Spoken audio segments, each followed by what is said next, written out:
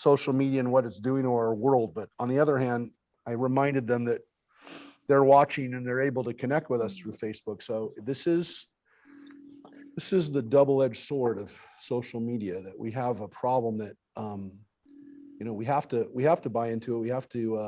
We have to be accessible, but at the same time, we know we're also feeding the beast that is also responsible for anti-Semitism, for misinformation, for spreading animosity. So it is a problem. But with that being said, thank you, Mark Zuckerberg, for allowing us to be here today on Facebook. So that is the reality. We also, some of you saw, speaking of Facebook, that I posted on Facebook today is the yard site for the Columbia astronauts who perished, the 7 astronauts who perished today on February 1st. It's also Chinese New Year. It is Chinese New Year on a nice. It's Adar, which is a time of celebration, even though Purim is still. We have 2 Adars, so we get to be twice as happy this year, which I think we really need. But yeah, there's a lot of reasons to study today and to bring everybody together. So this is history for us. We've never done this. So what we did before is now been replaced by what we're doing today, and that is also a special thing, because this probably, again, we never did this before the pandemic. Did a hybrid type of hybrid situation. So this is the first time that we've done this, and we're still learning. There's going to be some things that we understand, and we'll have to learn along the way, including the fact that right now I have to jump into the other room and hit. Judith, can you do that? Can you just hit when you go into the other computer in there, just hit the got it, because I need to let that computer know that we're live streaming to that. We just discovered that comes up. So we have 2 computers going here. One that I'm putting the text on, and then we have one that we're watching in here, which has all of you, and that's kind of the screen that's the Zoom. Thank you, Judith. That's the one that's got our ability to see you. So please, if you're at home or wherever you are, we know that we can hear you here perfectly. So please don't hesitate to jump in.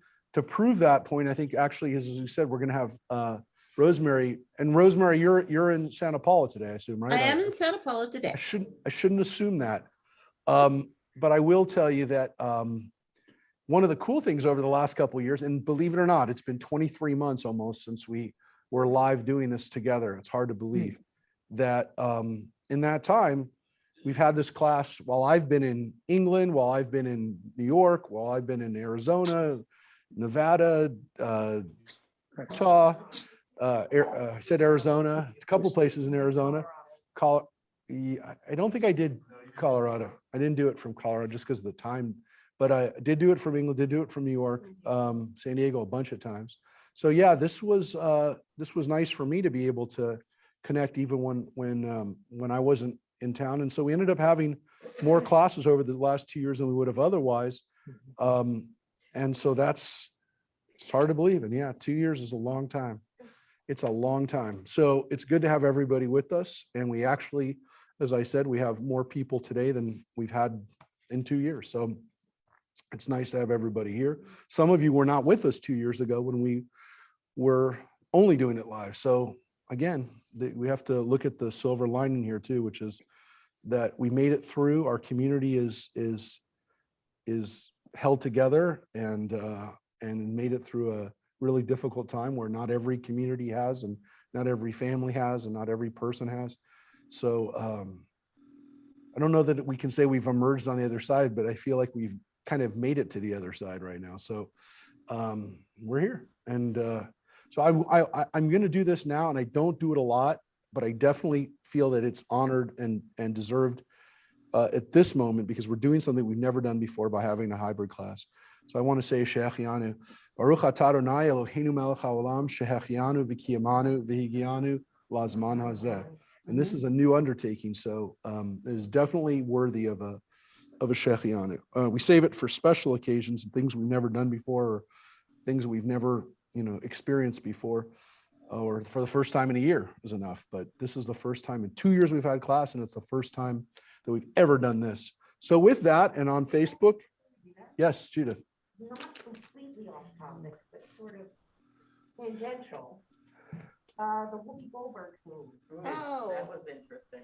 Yeah, a lot of It people. wasn't so bad. She didn't. A lot- I didn't think so either. A lot of people, a lot of people are upset with it. I think she apologized and clarified. So from that standpoint, I think she's done that. I think, look, I think she's opened up an interesting discussion that is tough for us to have, which is whether, again, Jews are, if there's a racial component to Judaism. We would say no. We would say Jews are not a race, but we're not also just a religion. So it's one of those difficult things where at the end of the day, the Nazis thought we were a race. So does it matter whether we think we're a race? If the people that are killing us think we're a race, it doesn't a matter of semantics, it seems to me. But look, she apologized for what she said and understood that it caused people harm, which she did, within a day. And I don't know, it'll be interesting to see if the dialogue or the discussion continues. If it does, then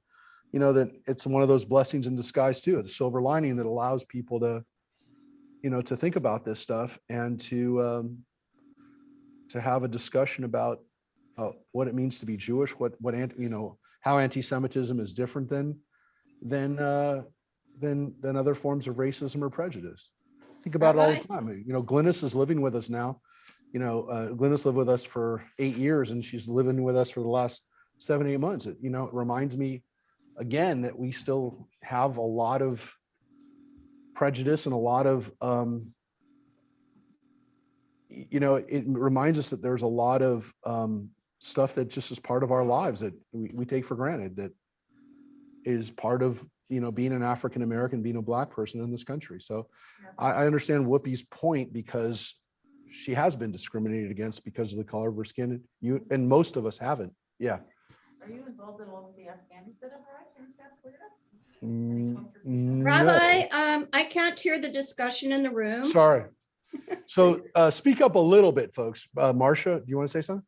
Yeah, I was just asking if Rabbi was involved with the Afghanis that are being resettled here in Santa Clarita. The reason I'm asking is because we'd like to make some contributions if we can. I just didn't know if you had some. So I have not with the people in Santa Clarita, some of the people that have been resettled in Los Angeles through Jewish organizations, but no, I think we should. I mean, I think it's important. So I'll definitely, let's talk about that and figure out what we can do. And then Marcia. one more comment too about the color issue in Judaism. One of my experiences has been, because I am so dark skinned, that it really has become in some ways, and not only Jewish dark skin, but then I'm every ethnic group, so Well, have you ever been discriminated against because of your color? That's a good question. I don't know that I can answer that and say yes. I don't know, but I definitely have felt prejudice, but I don't know if it's because of religion or if it's color and religion. I honestly don't know. It's a good question. Rosemary, did you hear Marcia? I did hear Marcia. Because if you didn't hear Marcia, we got a problem. Rarely, very rarely, when I'm very tan, I have experienced it. You have? Yes. That people thought you were Jewish because of your color? No, people thought I was Black because of my color. What? No. Are you? No, they were children. They were children, and they probably had never seen a real Black person in their life, but they thought I was one. Wow. That is amazing. Now, Marcia, on the other hand, I can see that someone would say she's from the Middle East. Well, and I've had that from the Middle East. I've had it from Hawaii. I've had it from Mexico.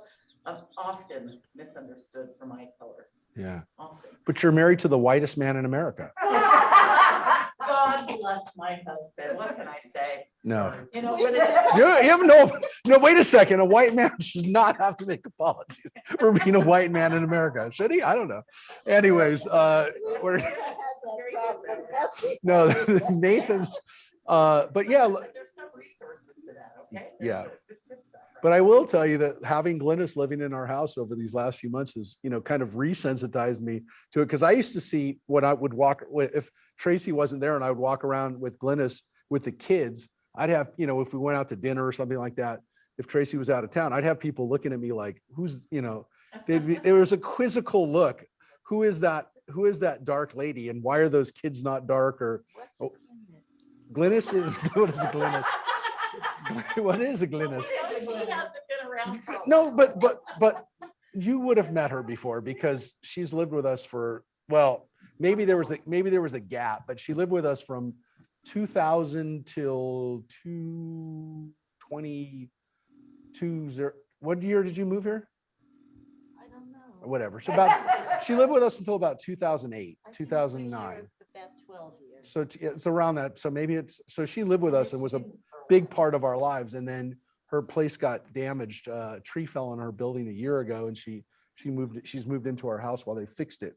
But she was lived with us. She was part of our family for 7 or 8 years, 9 years, and she's from Trinidad originally. And so she is Afro-Caribbean. She was an au pair. She was part of our family. Part of the family, yeah. An au pair literally means on par and part of the family, but she was, most definitely. She went to college while she lived with us and got 2 master's degrees. And now she is, she's an amazing lady. So anyway, so I've lived with it. And also, it also kind of sensitizes us to the things that we say in our house, and it is amazing when you think about, any kinds of statements that you make. They're saying like, well, that's what's going on. Like, you really think, who am I to say what's going on in the African American community? And I didn't think about it until I actually have somebody and she's not African American, she's Afro-Caribbean. But until I have somebody living in my house who's like, I'm like, why am I talking? I have no right to talk about this in a way. So it's definitely sensitized me to it. So this issue of race is it's a big one, and it's one that, believe it or not, goes back to the Bible, and it is what goes back to maybe even some stuff that we're going to take a look at today, because the ethnic clashes that go on in the Bible, some of them are within a family, like Moses's family, and some of them are national issues. We're going to be reading about the Philistines today. We're going to be reading from chapter 11 from I have up here on the screen, chapter 11 from the book of Samuel. We just had Samuel crowned. There was a mini coronation last week that we read about for Saul. Sorry, and Samuel, is the one who anoints him, and it's a very uninspiring and very subdued coronation. It says that Samuel expounded some of the rules of the monarchy and recorded them in a document. And then Samuel sent people back to their homes. And it says Saul went home to Gibeah, accompanied by upstanding men, which again, this is another one of those examples of slightly different readings in the Septuagint, which we have the Greek translation of the Bible. Has, as we said before, the outset a few weeks ago when we started Samuel, is actually a better copy of the book of Samuel than the one that we have. And the reason that we know that for sure is because we found the Dead Sea Scrolls, which were more consistent with the Septuagint than the one that we have in our screen in front of us in our laps, the Christian translation, which relies on the Hebrew text. The Septuagint is actually, when it comes to Samuel, seems to be more complete. And when we see those notes, which we've seen almost on every page, occasionally we'll explain them. Sometimes they're not, like that one was not a very important one. Was literally one word added, and it didn't change the context, the meaning at all. But anyways, Saul's coronation is not very exciting. He doesn't seem to want to be king. He doesn't seem to fully understand the responsibilities, which makes sense because he's the first. And the last thing we read is, it says that some scoundrel said, "How can this fellow save us?" So they scorned him and brought him no gift, but he pretended not to mind, which of course seems to imply that he did mind, but he just pretended that he didn't mind. He acted like he wasn't upset. But as we know from some of the great, I don't know, maybe more of the fantastic monarchy movies that we watch or television shows, whether it's Game of Thrones or whatever, kings oftentimes punish those people that are not loyal to them. So we'll see what happens in this scene in particular, because we will revisit this issue of people who did not recognize Saul as king or did not seem to be very impressed with him.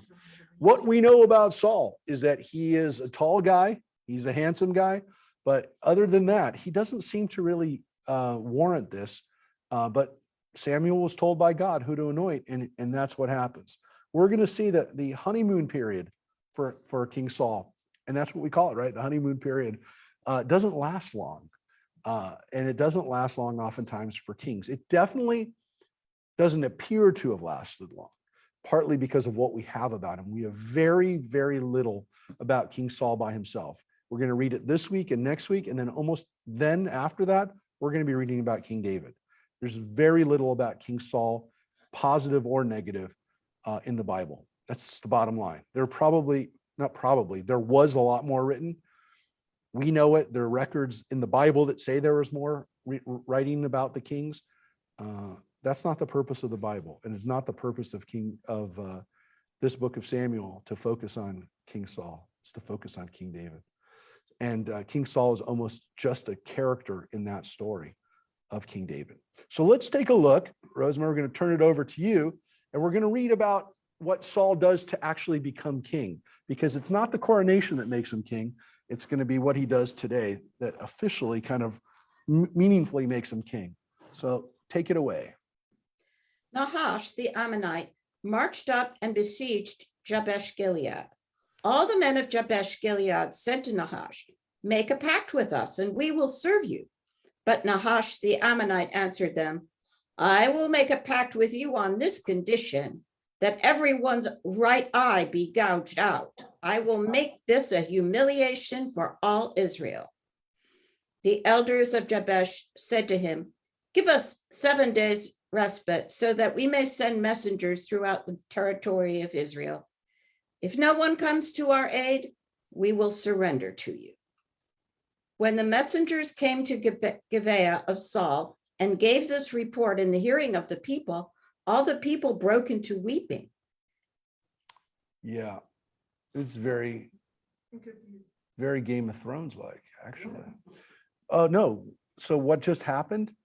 The Ammonites who live on the other side of the Jordan River in modern day Jordan say to the people of Jabesh Gilead, which is also on the other side of the Jordan, it's in modern day Golan, the Golan Heights area. It's part of the Israelite territory, right? They're not quite a kingdom yet. They're about to be. But Jabesh Gilead is on the other side. It's on the Golan Heights side. And it's a little bit disconnected from the rest interior of Israel. And they're told by the Ammonites, if you want to be our subjects, because they're more powerful and they're nearby, we'll take you, but you have to all poke out your eyes. What you heard was what they said, and it's very possible that that's what they meant. They say we want to humiliate you. This was a problem, right? This is what happens when people are weak, that people take advantage of them. And the people of Jabesh Gilead are kind of upset because they don't know what's going to happen. I mean, they don't think that there's anybody who can save them. I do want to show you one thing, because this is actually a really important story that most people don't fully get, because there is a story back here in the background that the book of Samuel intentionally obscures, because the people of Jabesh Gilead are not a fringe group, but it's difficult for Jabesh Gilead to fully be part of Israel because of the distance away from how far they are from, let's say, Jerusalem. It's the far reaches. It's almost like Alaska, right? In using our American metaphor, so our American analogy. This is what happens when you have a group of people in the country, in your nation, in your community, who feel somewhat disconnected. So if this is Canyon country, no, it's not Canyon country. It's not even Acton. Jabesh Gilead has probably issue of its own It's the identity. Antelope That's Valley. the problem. What? Antelope The Valley. yes. Antelope Valley. Yeah. Other than the fact that, again, that's if Antelope Valley, we wanted Antelope Valley. So this is the, no, I know. I mean, I'm like, this is the problem. We don't know. We assume that the Israelites want Jabesh Gilead. It's part of their territory. It's part of our nation. But there's a very interesting story for those who may have forgotten about Jabesh Gilead. And I just want to take you back to the previous book of the Bible. So I'm going to just take you back to, no, I'm going to take you back to,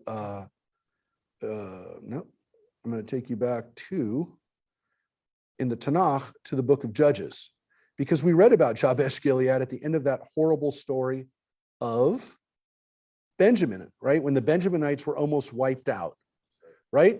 And we read about Jabesh Gilead because when the Benjaminites were wiped out, the people of Jabesh Gilead did not send people.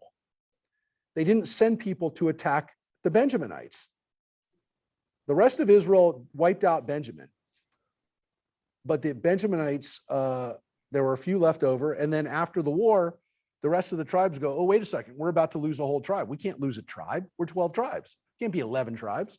So they have to figure out how to get the Benjaminites repopulated.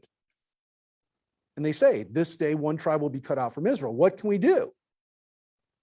And so they say, is there any one of the tribes that did not go up? And they said, no one from Jabesh Gilead came to the camp. So they assembled 12,000 warriors, and they said, go put the inhabitants of Jabesh Gilead to the sword, women and children included. Kill everybody, including women. If they're not virgins, they kill everybody, but they find 400 maidens in Jabesh Gilead, and they bring them back. And they give them to the Benjaminites as wives. Now, there's almost enough of them. And then we have one more story about the women of Shiloh who end up getting taken. Again, we read the story a couple weeks ago. You may not have been here, gotten, but this is the crazy solution to how to repopulate the Benjaminites. Take the women from Jabesh Gilead. So if this is the same people, if these are the same people that are now being threatened by the Ammonites, first of all, how many of them are left? I mean, let's say this happened 50 years ago. We don't know exactly when this scene happened in the course of Judges, but it's somewhere between 150 and, let's say, 50, maybe a generation ago at the earliest. Well, that means that most of Jabesh Gilead was wiped out by Israelites. The remnant are now being threatened by the Ammonites. But there's something else that maybe you caught. What tribe is Saul from? Benjamin. So that means, according to the book of Judges, that Saul has a mother or grandmother or great-grandmother who's a Jabesh Gileadite. She's from there. Remember, this is not near Benjamin. Benjamin is in the center of Israel. It's right near Jerusalem. This is the north end of Israel. This is not even like part of what was supposed to be the promised land. Jabesh Gilead was taken by the Israelites when they crossed over and ended up defeating some of the Canaanites. Remember, some of them stayed over in that area. So these are people that were not connected in a way that was geographically consistent. They're somewhat, again, the farthest flung community, and they were almost wiped out by their fellow Israelites. We're not done with these people, by the way. So this scene of Jabesh Gilead, which seems like something we just really don't understand, it doesn't seem like, again, that important to the story, might be supremely important for the understanding of who King Saul was and who the Benjaminites were and why, what happens later on when we read about what happens to Jabesh Gilead and Saul's family. Something weird went on in the book of Samuel that was intentionally obscured. There's some of it's given away. There's no question some of it's given away, but some of it's obscured. Yeah, Doreen. I guess I'm a little confused because I've kept caught up with it for a while. But why did the Israelites want to wipe out the Benjaminites? Well, it's a 3-chapter story, but to summarize it, how do you even summarize it? Doreen, it is arguably the most disturbing story in the Bible. For those who are here, back me up on this. We read a story of it's basically the Israelite version of Sodom and Gomorrah. Actually, They would have to tone it down to put it in Game of Thrones. correct. So the story all starts with a woman being raped, right? It's actually probably what the story of Sodom and Gomorrah was based on, because in the Israelite mind of 3,000 years ago, it was the worst thing that ever happened. Let's hope it was the worst thing that had ever happened. I mean, they said it was, but what basically happens is the guy is surrounded, his house is surrounded. This guest comes to the town. He has concubine. The people of the town within Benjamin, where this happens, right? They throw out, the guy throws his concubine out. The people of the town rape her. She comes back in the morning and dies, and she's raped to death. She's raped to death. And what her husband / whatever, the husband, if you will, she's a concubine, she's not a wife, but she seems like pretty much a wife. He cuts her up into 12 pieces and sends a piece of her out into all the other tribes and say, we need to have vengeance on these people. And People being the Benjamites? the Benjaminite city in particular. The tribe of Benjamin rallies around this one city. And what happens is, when it happened, and again, there's a lot of parts of the story which seem to almost explain what maybe happens to the tribe of Benjamin. When the rest of Israel goes forth to take these people to task, the rest of the Benjaminites say, we're not giving up one of our cities. Okay, the Benjaminites were tried. Yeah, So part of the woman was sent to the Benjaminites? He said cut it up. he cut up to all the other tribes, Oh, sent it out to, I mean, I don't know. I guess the Benjaminites got a piece too. Okay. I mean, everybody got a piece and said, what are we gonna do about this? Right? So he cut her into pieces, says, he sent them out every part of Israel's territory. If an outrageous act of depravity had been kept. And they said, we're gonna go. Now look at the town that they go up to. Where's the town where this horrible thing happened? It's Yeah. Saul's own hometown. So what happens in this story is critical to our understanding of Saul, his background. And some people say the job of the Davidic dynasty to erase Saul. There is a theory, and I don't know that I would say it's a theory because I'm not 100% sure of it. And I don't think this is the point of it, but there's enough to lay credence to it that I would say it's worth mentioning. There's a theory that the story of the Gibeans, the people of Gibeah, who are almost wiped out, or the Benjaminites who are almost wiped out, is actually really a story of what happened when King David became king and purged the Benjaminites and purged Saul's family. There seems to have been a purge of Saul's family on a Game of Thrones level, where they literally did a red wedding type of situation where they went through and killed all of Saul's family. And David did it so that there would be no challenges to his throne. So if that's the case, then this story, and maybe the story that we're reading right now, is a justification. The Benjaminites, the Gibeans, Saul's family needed to be wiped out. And Jabesh Gilead, for whatever reason, and we're not really sure, by the way, we're not sure why. I don't want to, maybe the story is accurate. Maybe this is exactly what happened. But for whatever reason, Jabesh Gilead was brought into the story and was implicated in the story, is a part of this story. What tribe were they? So technically speaking, it's part of Manasseh. It's the Manasseh tribe. The city is. We already see that there's different peoples that are living in different, from different places. They were not Benjaminites until they were brought into to be married to the All this happened Benjaminites. when Saul king. What? All this happened when Saul was king. Or before? just before and then during his time, Gotcha. or and then right after.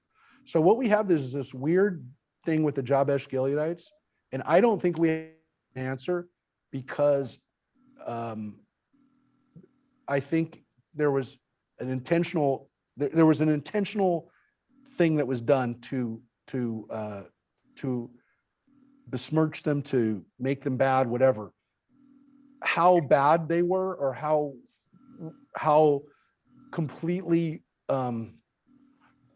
successful David was at wiping out these two groups, the Benjaminites and the people of Jabesh Gilead, I'm not really sure. I will say this, based on the evidence and based on some archaeological evidence too, I think it's pretty clear that King David had a thing against the Benjaminites and the people of Jabesh Gilead. So either these were groups that were very hesitant to come along with him and support him, or because of Saul, or just because they didn't really like King David. He does not let it lie.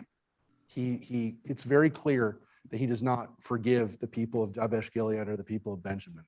It's a very weird scene, and you'll see enough in it. And that's why I wanted to talk about it today, because you will see this pop up later on. This is not the last time that this will happen. And there's some very weird, very bloody, and very disturbing scenes that happen in Jabesh Gilead and in Benjamin during this book of Samuel. Very disturbing.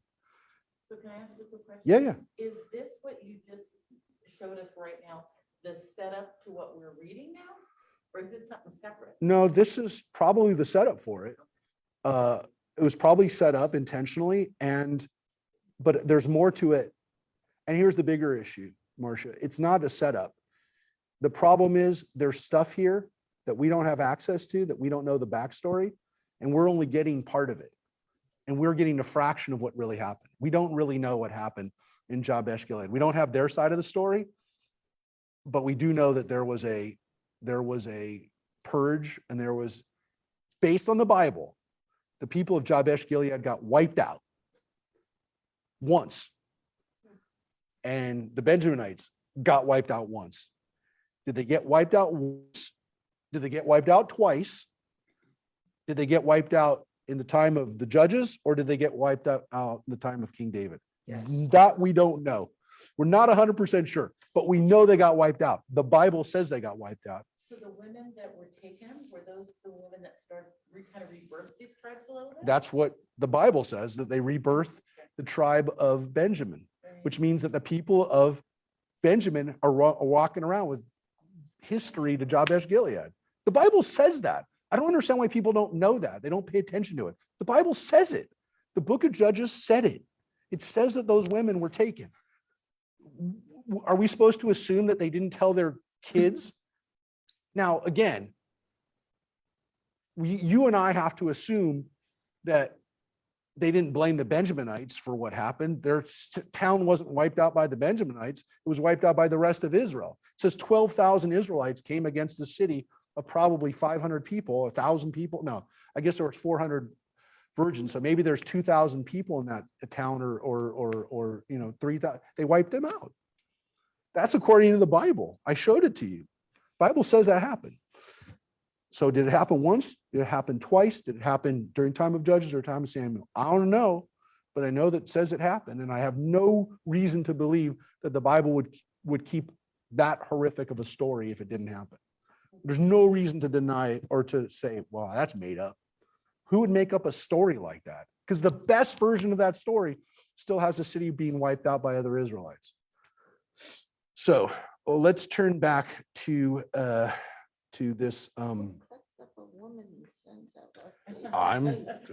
It's a horrible story. I mean, what can you say? It's a horrible story. Yeah, it's not just to women. No, that's why we're actually focused on that, because you're going to see a replay of it today, but not with a woman. Don't worry, no more women getting chopped up. It's only an animal, but I mean, I don't like it. I'm a vegetarian, but it's a pretty brutal thing here. Anyways, well, let's get back to the brutality, because You want to become servants of the Ammonites? We're going to make you pop out your eyes. And what do they say? Well, let's see. We don't know what to do. They're crying and they say, we got to do something. So they sent messengers to Saul, right? To Gibeah to Saul, right? The same place we know of. Here we have, back to Rosemary. Saul was just coming from the field driving the cattle, and Saul asked, "Why are the people crying?"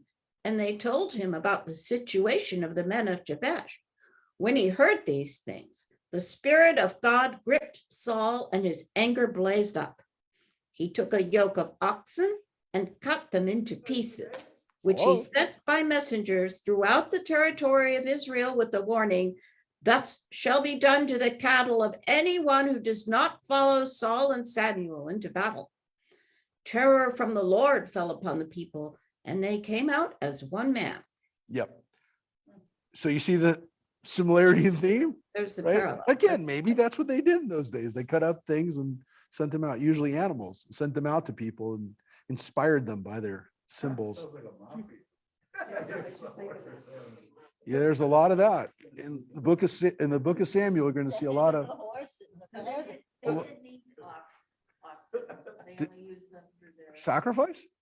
Well, I would say that it's a statement when it's an ox, that it's not a cow. It's not a cow, that it's a yoke of oxen, by the way. It's not just one, it's a yoke of oxen. These are plow animals. These are not animals they normally would have eaten, but very high value, right? These are larger and work animals. So the message is clear that, and he doesn't say, "I'm going to kill you," in all fairness. It says it will happen to the cattle of anyone. But again, maybe some people took it as a livelihood. Yeah, their livelihood. took it as a threat. But this is Saul not exercising his power. It says that people were scared. So it says that people were scared. They believed it. By the way, too, let's look at what happens when Saul does this. If you notice, it says the Spirit of God, and the word is Ruach Elohim, the Spirit of God gripped Saul. So this is an interesting thing that we see about Saul. This is the first time we've kind of seen that phrase, but we saw him kind of in ecstasy. We saw him when he first gets kind of brought into the community or kind of, we'll say outed, but when they. It looks like this translation doesn't have the Hebrew. At least what I don't know where the Hebrew went, by the way. It is supposed to be there. It's a good point. Maybe I did. One of the things I like about it. No. I'll put it back. I'll put it back somehow. I think. Text. There it is. So it says the Spirit of God gripped him, Ruach Elohim. And by the way, you notice that it's not even you see there's two Hebrew words, one in brackets and one in parentheses. That's because it's written differently than there's a scribal error, which we acknowledge and we show the way it's pronounced and then the way it's written. So it's another example of like, we recognize that there's scribal errors, and we're going to see one coming up, by the way, too. It's not important, but it's obvious how it happened. And it's just an example that this is just not a good text. It's not a good source that we have as far as the Bible. I mean, most of them are great. Samuel is not great.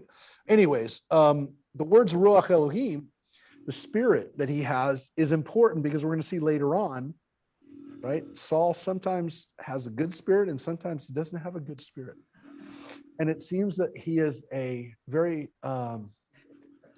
correct. The fancy word, the fancy words today, yes, that we use are manic depressive, bipolar, that he has bouts of anger, bouts of depression.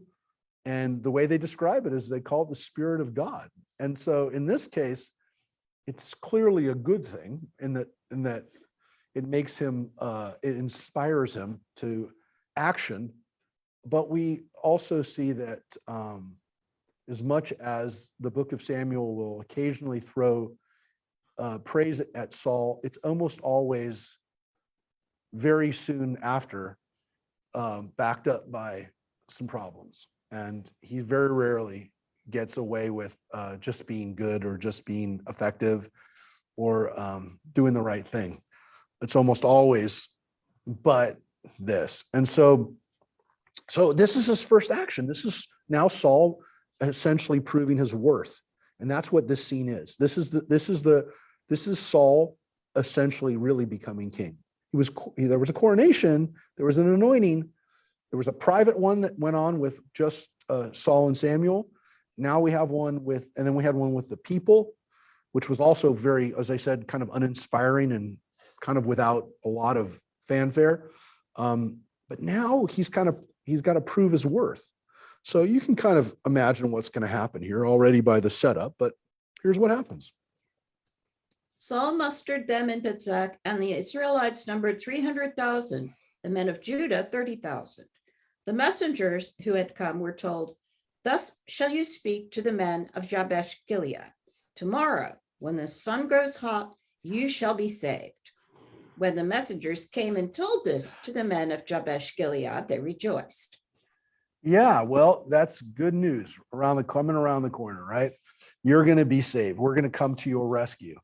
Now, here's the problem. Yeah.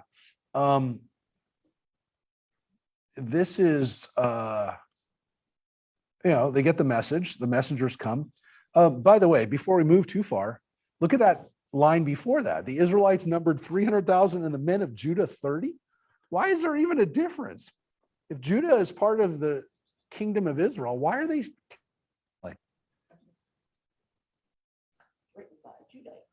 Yeah, it seems like the Judites are already after the kingdom split, maybe?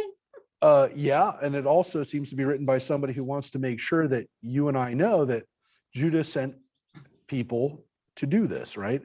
So let anybody say, well, the Israelites sent 300,000 people. Yeah, and 30,000 of them, 30,000 on top of that were Judites. Now, is that, yeah, because is that a fair breakdown? Yeah, it's not. It's not. Judah is one of the largest tribes, if not the largest tribe. Maybe not the largest tribe yet by now. Maybe Ephraim is, but they're one of the largest. They're one of the largest tribes, and so they are sending people. It's the opposite end of the country, right? They're going from the south all the way up to north. But the fact that they're called out independently is a pretty good indicator that somebody's trying to make a point of saying that the Judites did fight with King Saul to start with. And of course, this is important because this is King David's tribe, right? King David is a Judite. So Judah's family, King David's family, the Judites, are part of this campaign. So it doesn't seem like it would need to be called out, but sometimes, giving that extra information tells us what was on the minds of the people who were writing it. All right, here we go. The men of Jabesh then told the Ammonites, "Tomorrow we will surrender to you, and you can do to us whatever you please." The next day, Saul divided the troops into 3 columns. At the morning watch, they entered the camp and struck down the Ammonites until the day grew hot. The survivors scattered. No 2 were left together. Yeah, not a lot of description of the battle. That's the battle. 3 columns. The troops come in. They just rout the Ammonites. They're routed. Done. I mean, it doesn't really say. It says 2. no 2 were left together. So, a guy here, a guy there, but no 2 guys from the same, platoon. You just wipe them out.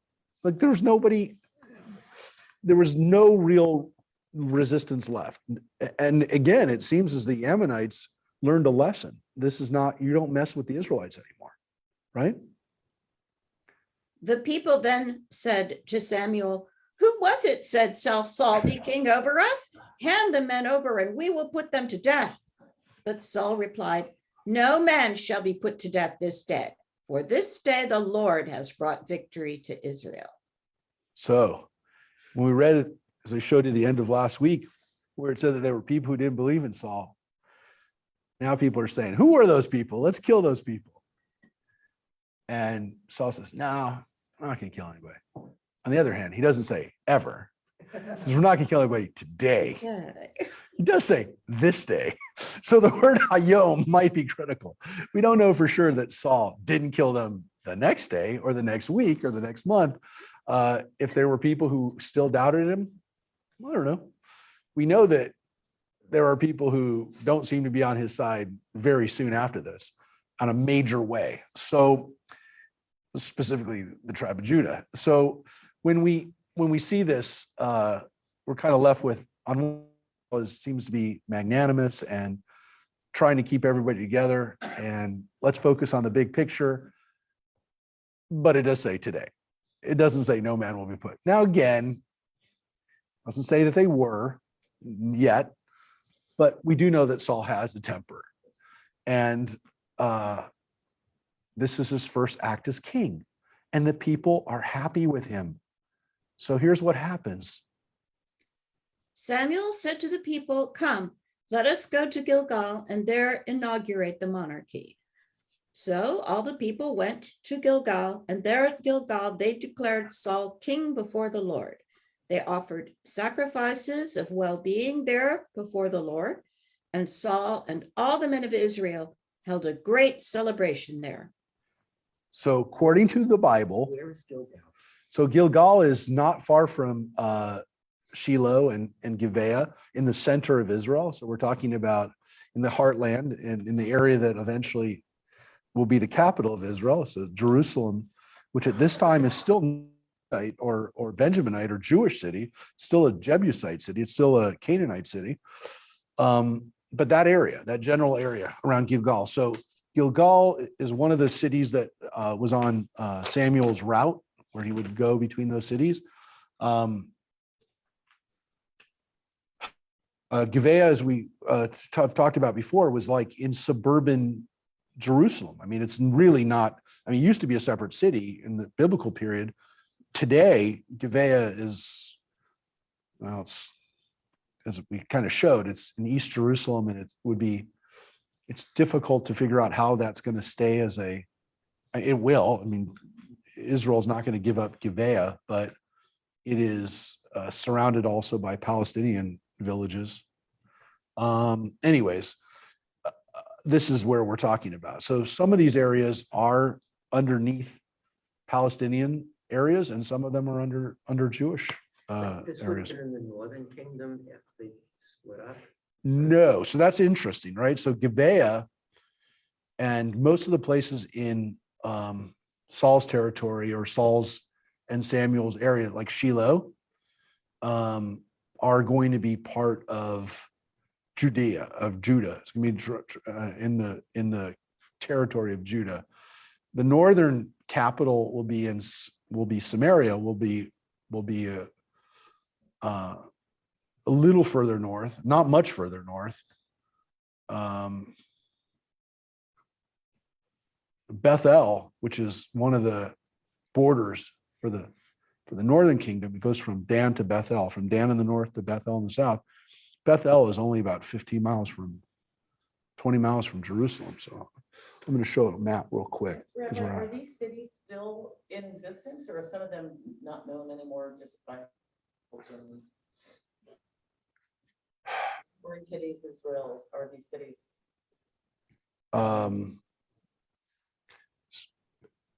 So to answer your question, some of them we know exactly where they are. Others, it's open to interpretation. Some of them we kind of go by what the Palestinians call them, what they were called in Arabic. We don't know where they got that information from necessarily. So you got to be careful. Well, I'll show you this map. This is one map that we shared before. This is a map of the area right now where Gibeah was, Shufat.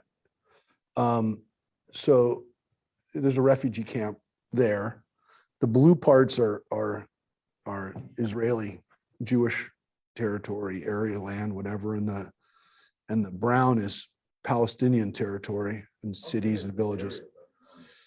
About from one side to the other, about five miles. Oh, so it's a really. Yeah, this is not So part of this is, the blue parts are part of Jerusalem. I mean, people call, so Shufat is where, that's where Gibeah is. So, there she is. Hello. There she is. We made her big. French Hill is one of those parts of Jerusalem that, where the, where French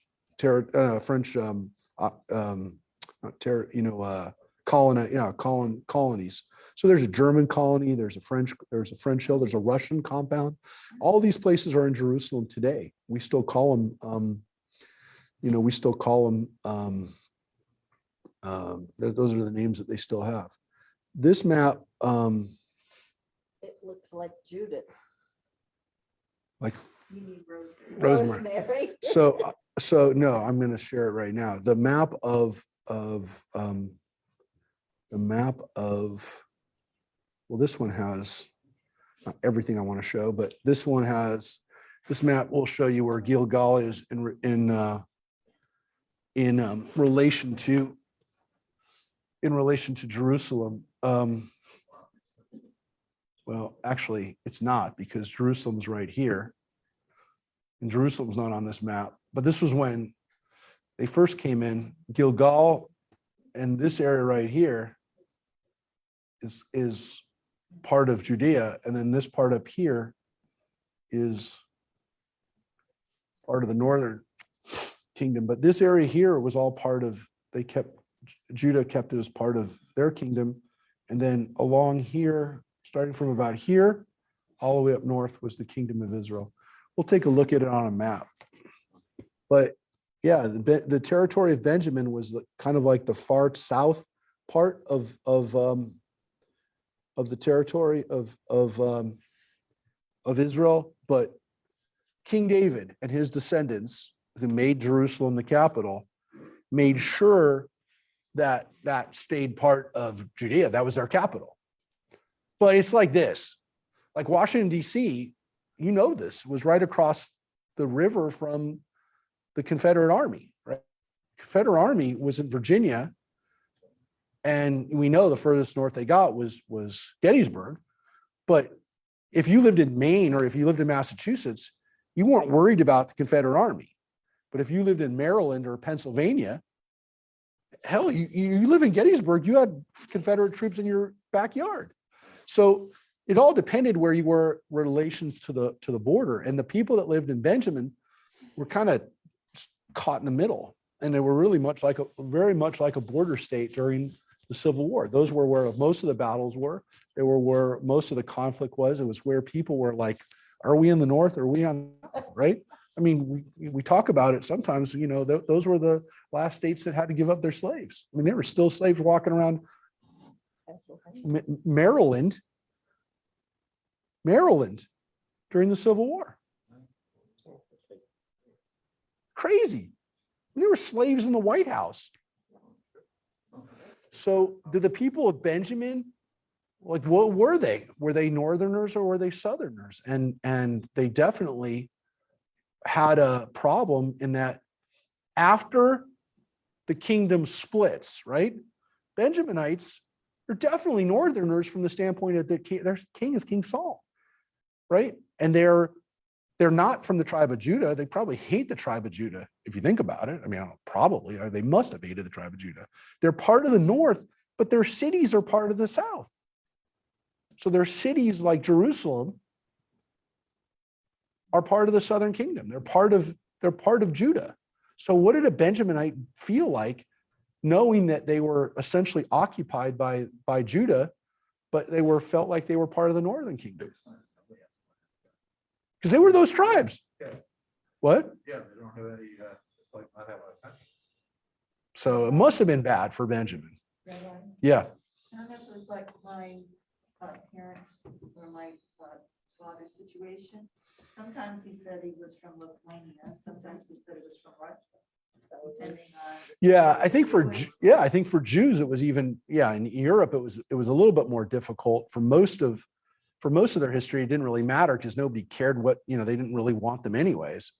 But I think by the 1800s and early 1900s, Jews were sometimes part of the army, or they were part of they had nationalistic tendencies if they lived in Poland or Lithuania.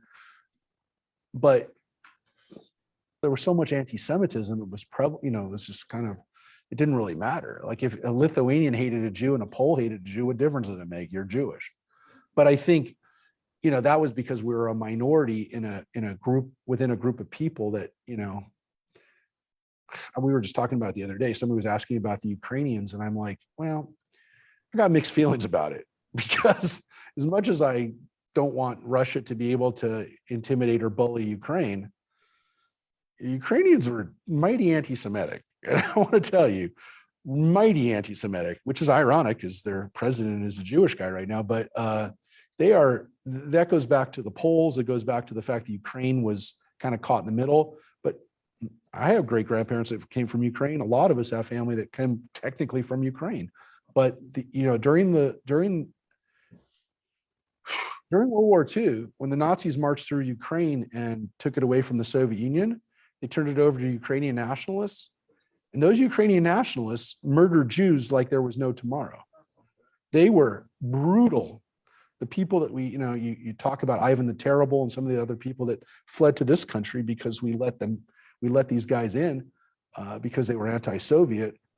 The Nazis would write about them and say, we cannot believe how brutal these people are. Same thing with the Lithuanians. We have a problem that the Baltic, any of these people that separated the Croats, any of these people that had a chance during the Nazi rule to set up a puppet government, these people just went on a rampage killing Jews. Not all of them, not every one of them, but most of them used it as an opportunity to kill Jews. And Ukrainians were brutal to the Jews during that time, which is why, again, I have mixed feelings about it. I don't want to say I don't support Ukrainian independence, but at the same time, look, we don't know, most of us don't know about our own history, about our own European Jewish history, because we talk about it. We weren't proud of it. There was not a lot of, who cared? It wasn't good.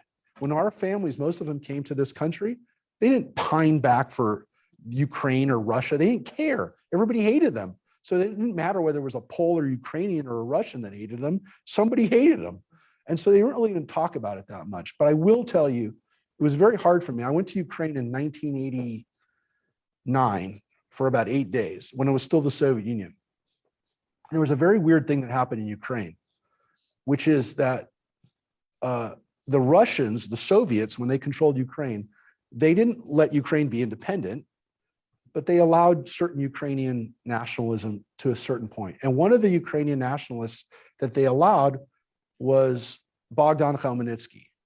Now, Khmelnytsky was a Ukrainian ruler in the late 1600s, mid to late 1600s, who was responsible for the murder of about 1 million Jews. We don't even know how many Jews Khmelnytsky pogroms were responsible for. But he was a Ukrainian who decided to go to war against the Poles with Russian backing, and he murdered Jews that were just caught in the middle. Jews didn't care. They just were murdered. And the Poles protected them, and because the Poles protected them, who knows, whatever, Khmelnytsky killed Jews, lots of them. Now, in a weird way, the Russians allowed the Ukrainians to talk about Khmelnytsky. So when I went to Kiev, there's a statue to Khmelnytsky in the plaza, in the main plaza in Kiev. Bogdan Khmelnytsky, who for us, until Hitler, Khmelnytsky was synonymous in Jewish literature as a Hitler. A Hitler, I knew about the Khmelnytsky pogroms. I knew this was part of Jewish history. And I'm looking at a statue to the guy like he's George Washington. The reason why the Russians tolerated it is because Khmelnytsky signed a pact with Russia and Ukrainian Federation. And because of that, the Russians and the Soviets later on, when they were controlling it, they allowed Khmelnytsky to be talked about. They allowed him to be celebrated because he was a pro-Russian Ukrainian. But for me to look at that guy and to see this, it caused me, I couldn't imagine. How could I be a Ukrainian Jew having to look at that statue? And look up the Khmelnytsky pogroms. This is part of our history that we don't talk about. So, these politics are still part of who we are. It's part of our lives. And most of us don't know that we have relatives who were probably murdered in Ukraine in that period 350 years ago. It's pretty ironic when you think of what's going on here, southern statues. Exactly. And there's a little place outside of Kiev called Babi Yar, which is a field where over 70,000 Jews were killed in 1 week. And they were not killed by Nazis alone, my friends. They were killed by Ukrainian guards who were only too happy to shoot their guns until they ran out of bullets. There weren't 70,000 Jews killed by Nazis. They were killed by Ukrainians. And everybody knew it. And you're out on a field in a park and you're standing on, 70,000 plus Jews in that park. So you talk about a mass grave. I mean, you just think about a stadium full of people, of our people that were murdered in that place. So people are in charge of Ukraine now, to this day, have no issue with having that statue up. They can't. It's part of their history. It's still there. Property you leave it, right? It's not. You don't understand something. Khmelnytsky will never go away from the Ukrainian history. He is their George Washington. They can't. They will never get rid of Khmelnytsky. And the Jews of Ukraine have to they have to deal with that part of their history. Are there Jews in Ukraine today? Oh yeah. No, I mean, it's not as many as in Russia, but there's still, How are they treated today? there's a Ukrainian president who's Jewish. So they'll say they're treated okay. There's never been a Jewish president of America. What are you going to tell? Who can you tell? There's still a lot of anti-Semitism there, but it's not what it used to be. It's some people say it's a lot better than it was under the Soviets. And I talked to Ukrainians, people who grew up in Ukraine, and they live here now. I said, what was your life like? I almost always ask them, and I get different answers. Some people say it was really bad. Some people say it wasn't so bad. I think the people who came here in the 90s and in 2000s said it wasn't as bad. The people who came here in the 70s and 80s say that the Ukrainian anti-Semitism was still pretty bad. But look, those people grew up with the kids and their parents some of them were Ukrainian killers. But wasn't Ukraine was part of Russia, right? Part of the Soviet Union. Soviet Union, that's what I meant. Okay, and when did it break off? Because my father's side of the family comes from Kiev. They didn't, so did mine. I mean, it didn't break up until the 90s, till the collapse of the Soviet Union. So you're talking about this is only one generation of people that have not had Russia, as being part of Russia or the Soviet Union. So this is still new for people. But like I said, it gives me mixed feelings. Isn't the president of Russia, he's wanting to take back Ukraine? Yeah. Yes, but this is all part of our mixed feeling as Jews. All right. Quickly, Mark, Yeah. I saw a special on TV recently, a documentary, but it was about Antiquities. I didn't realize that it's a real village, and that there was a whole story of Fiddler on the Roof, and they had a Jewish wedding and modern Jewish wedding. I was fascinated to hear some of that backstory. Well, for those, you said you have relatives who are from Kiev. Yeah. So you know what that's about 50 miles from? Chernobyl. Oh, no, I didn't. Yeah. So I was in Chernobyl about 3 or 4 years after the accident, and people in Kiev were so afraid. The Soviet Union was in '89, so they were so worried about the radiation in Kiev and in the area that they would all have they all had Geiger counters. Well, to test food and to test everything. They would walk around with these things, and they're like, everybody had one. You're like, what's I was like, at first I was like, are they all looking for gold or something? No, they're scanning their milk. They're scanning all their food, because especially milk retains radiation.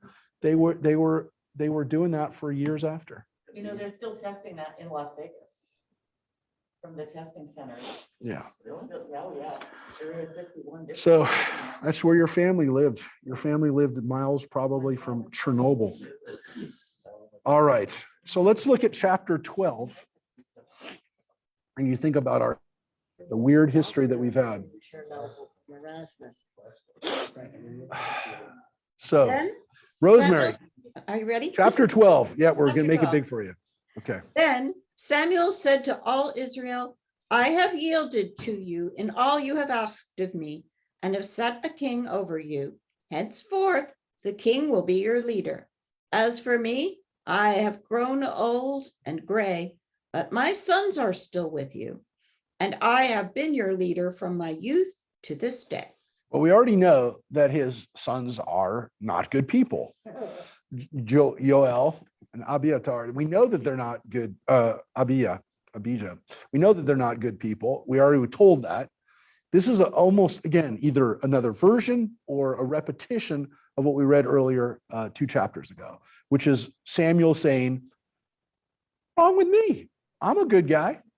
And yet here I did what you said. I made you have a king like you asked. And here's what he does to the people. Here I am, testify against me in the presence of the Lord and in the presence of his anointed one. Whose ox have I taken? Or whose ass have I taken? Whom have I defrauded? Or whom have I robbed? From whom have I taken a bribe to look the other way? I will return it to you.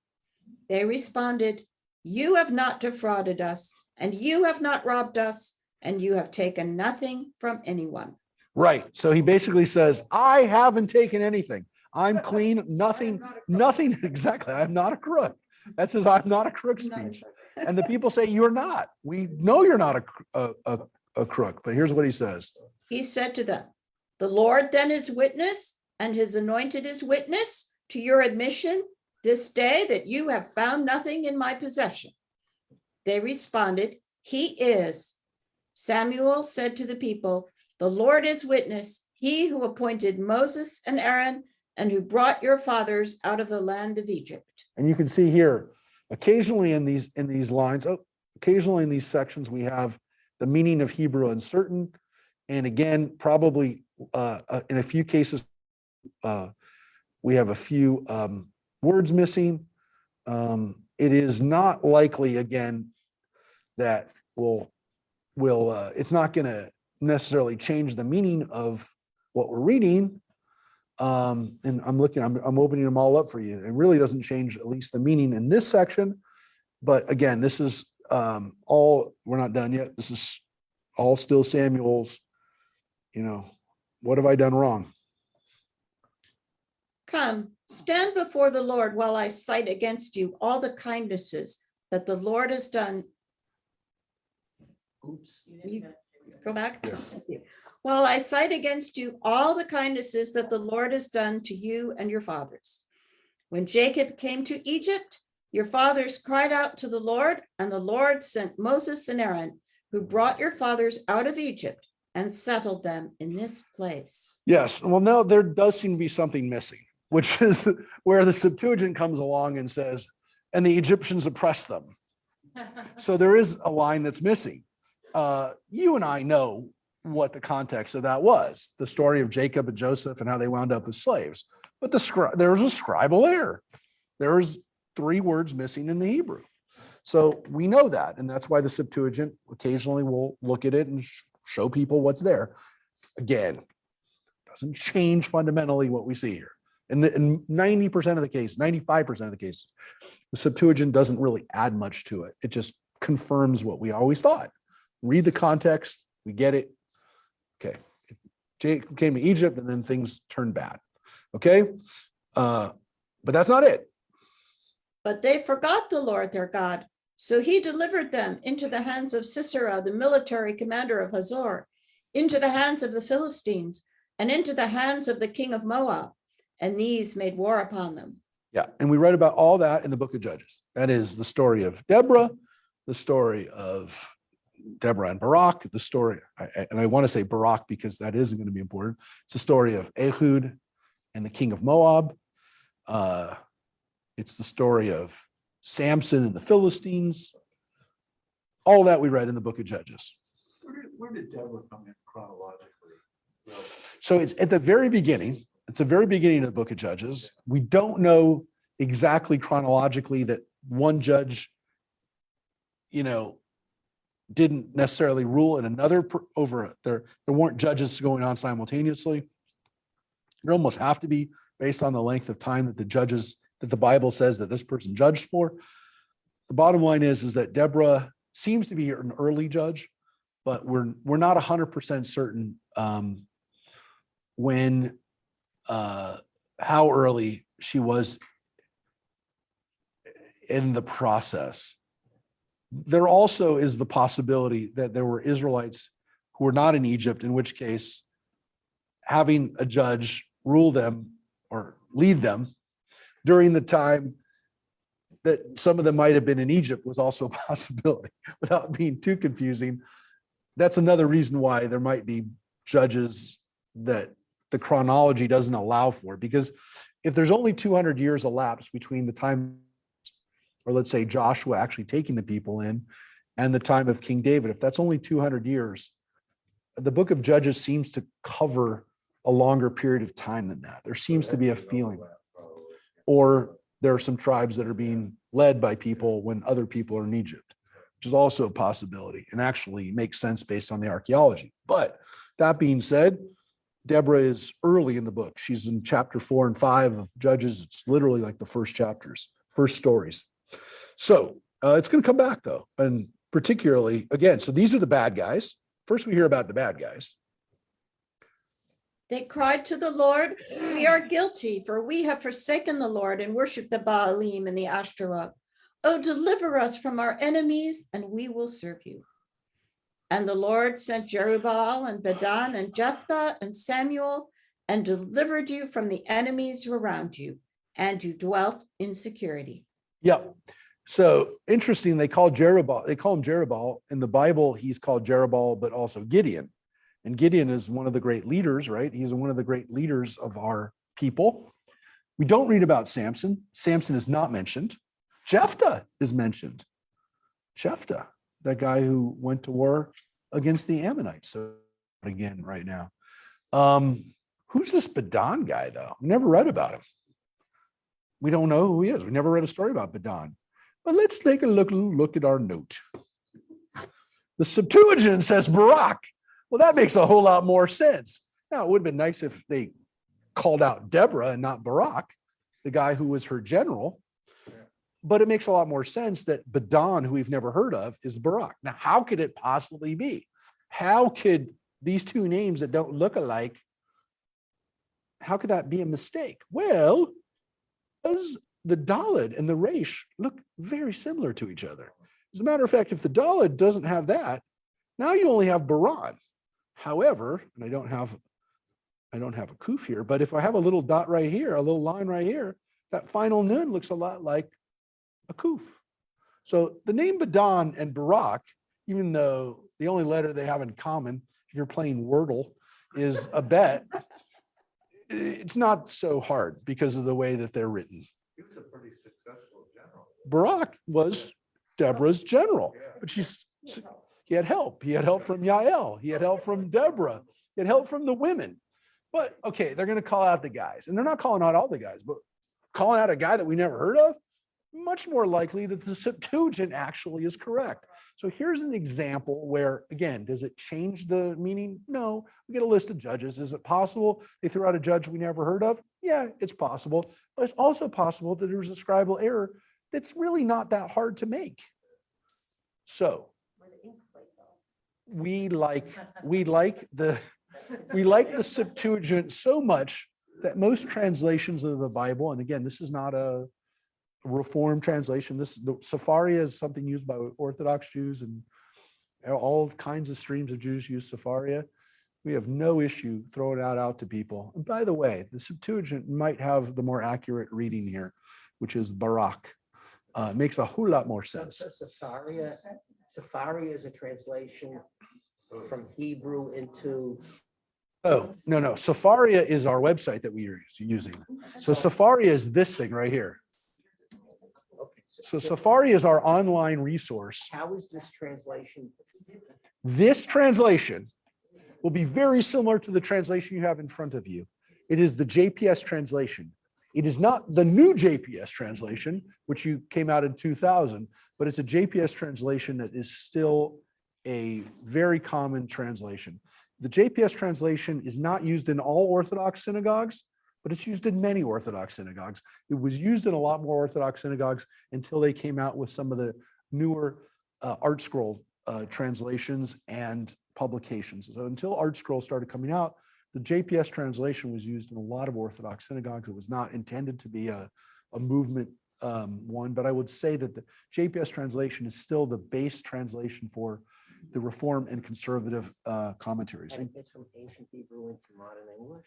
Correct. So this is not the JPS translation does have the notes for this for the Septuagint and the Dead Sea Scrolls. So we've seen, not today yet, but you've seen it if you've been here the last few weeks. Occasionally it'll say Qumran.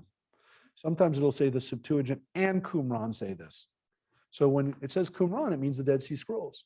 And we have some very good copies of the book of Samuel from the Dead Sea Scrolls. We were very blessed that when we found the Dead Sea Scrolls in K4, we found not one, but a few different texts of Samuel, and very complete texts. And what it showed us is that the Septuagint was a better text. The issue with the Septuagint, folks, is that the copies of the Septuagint that we have, the Greek translation of the Hebrew Bible, of the Septuagint that was done by Jews who were speaking Greek, like us, like you and I, is an older version. We have an older version of the Septuagint than we do of the Hebrew text that we call the Masoretic text. The earliest Tanakh that we have is 1,000 years old. Now that's old, don't get me wrong. It's 1,000 years old, and it's what we've been using the whole time. Every Torah, every Tanakh has the Masoretic text that we have from that book.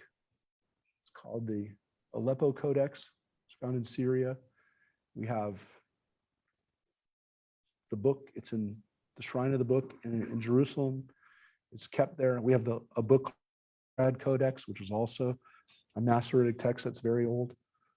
But the oldest book that we have that's based on the Hebrew Bible is the Septuagint, which is 2,000 years old. It's 1,000 years older. Look, most of it is exactly the same as the Bible we have. The one book of the Bible that seems to be really corrupted is Samuel. And all of this was a theory until we found the Dead Sea Scrolls. And 70 years ago, when we found the Dead Sea Scrolls, 65 years ago, we found the Dead Sea Scrolls. The Dead Sea Scrolls proved that the Septuagint copy is the more accurate version. Mark, where is the Dead Sea Scrolls? They're in Israel, right? Yeah, they're in the shrine of the I book. mean, I saw them when they traveled. So you can see them at the shrine of the book in Jerusalem, right next to the Aleppo Codex. That's where we keep our Hebrew treasures. So all of this, folks, was what we thought, and then the Dead Sea Scrolls proved it. Because the Dead Sea Scrolls are even older than the Septuagint. They're about 150 years, maybe 200 years And is the older. Septuagint there also? No. What is that? The Septuagint texts that were the really old ones are actually kept by the church. The church has the oldest So the of Greek copies, church. the Catholic Church and the Greek Church, but And the Vatican. Oh, yes, but the oldest copies are in the Vatican. Those are treasures. wow. Why are they treasures? Because they're the oldest copies of the Bible that you and I can ever have. And until we found the Dead Sea Scrolls 60 years ago, 70, 65 years ago, 1947, we thought those would be the oldest we'd ever have. Maybe we'll find something. I doubt it, but you never say never. But what it did is it proved that the Septuagint, which we thought was the more accurate text. It's very, very, I want to tell you, the biggest thing is the Dead Sea Scrolls showed us is that for 2,000 years, we've done a pretty good job of copying the Bible. The Septuagint told us that too, but we really have done a good job of copying and recopying. So I'm really Somebody, the scribe who did Samuel was lazy, or he was drunk, or he was lazy and drunk. But the guy the copy of this book of Samuel that we had, he did not do a good job with. I'm really confused how the Catholics are part of that though. Why? Because they have the treasures. They found it? They owned them, they controlled them, they took them. However, they've had them for a long time. We don't know what we don't know what treasures they have, but we do know that any of these ancient Bible texts, they were trying to get the Dead Sea Scrolls, the Catholic Church. We were in a scramble with them to get them. the War of Independence. There's a question of where they would have wound up. I don't know that they would have got them for sure, but they wanted them What would they want them from? because they want every, They want to They want- control it's the a- whole narrative? yeah, they want, well, they, look, it's the power of having that text, right? It's the power of having that text. It's you, if you have the oldest text, it's almost like you're that much closer to Sinai. That's why the Dead Sea Scrolls are so holy to us, so special to us. If a person wants to go there and study, what do you have to do? To see what? No, I'm kidding, I don't know. No, wait, to the Vatican? Yeah. I Can you heard see it? there's a certain way you can do it. No, there are people who can ask to go into the Vatican Library for sure. I don't know how. You and I don't know everything that they have. So it's not like they have a catalog and they can say, they have what they have, but they're not going to show you everything that they have. We don't know. We don't know the ark is there, but we do. There's a very good possibility the menorah is there. The original menorah is in there, but we don't know. I mean, we don't know what they have. What part of this is in Greece? None of it. None of it. But the Septuagint wasn't written in Greek, and it wasn't written in Greece anyways. It was written in the Greek language. It was written in ancient Egypt. It was written in Alexandria, from what we can That's see. interesting. It's Alexandrian Jews that spoke Greek every day. Look, by the time of Jesus, there might have been a lot of Jews in Israel that were speaking Greek every day, because that was the language of the Roman Empire in that part of the world. It was not Latin, it was Greek. Josephus, our great historian, wrote in Greek. He did not write in Latin. Right. He lived in Rome for the last part of his life, but he wrote in Greek. Well, that's where the whole Roman yoke comes out. Yeah. But a lot of the Eastern Mediterranean, including Israel and Lebanon and Egypt, they spoke Greek. They didn't speak Latin. The Romans didn't make people speak Latin because they were already speaking Greek. If they wanted to speak to those people, they learned Greek. And they're really smart people in Rome learned Greek. Doesn't Josephus have a translation of Samuel? He does, but well, he doesn't have a translation. He has a book called the Antiquities of the Jews, Gail. You're 100% right. Josephus, the problem is that he has a summary. He summarizes things, Gail. So he doesn't have the whole text. But you're absolutely right to point out that there were things that he said in his version of history. Occasionally, it was like literally like a miracle. But there were some times when he would talk about stuff and we were like, that's not in the Bible. So maybe he got it from a midrash, maybe he got it from an oral legend. And then what we found out is maybe he got it from a better copy of the Bible. So maybe he had, again, we assume he had the Septuagint, but again, if he had a copy of the Bible that had, and we know that Josephus spoke Hebrew, but he also 100% spoke Greek. We assume he spoke Hebrew. He says, he was a Kohen, he was a priest, but he definitely spoke Greek. And so when he wrote stuff, we know that he sometimes just, added midrash, but in some cases he had a different copy of the Bible in front of him than we have when we open up our Tanakh. No, the Rosetta Stone didn't help us. It hasn't helped us. It helped hieroglyphics. And the hieroglyphics, my friends, have not helped us. It hasn't hurt us, but so far we really haven't had anything in the hieroglyphics that have helped Jewish history, just so you know. Doesn't mean that will never happen. Maybe one day the Rosetta Stone will help us, but it definitely helped us with understanding what the Egyptians wrote.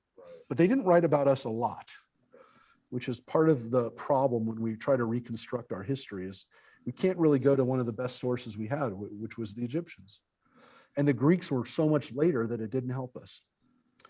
All right, so here's what happens with this Samuel lecturing. We're still in Samuel's lecture to the people. And he's lecturing them. But when you saw that Nahash, king of the Ammonites, was advancing against you, you said to me, no, we must have a king reigning over us, though the Lord your God is your king.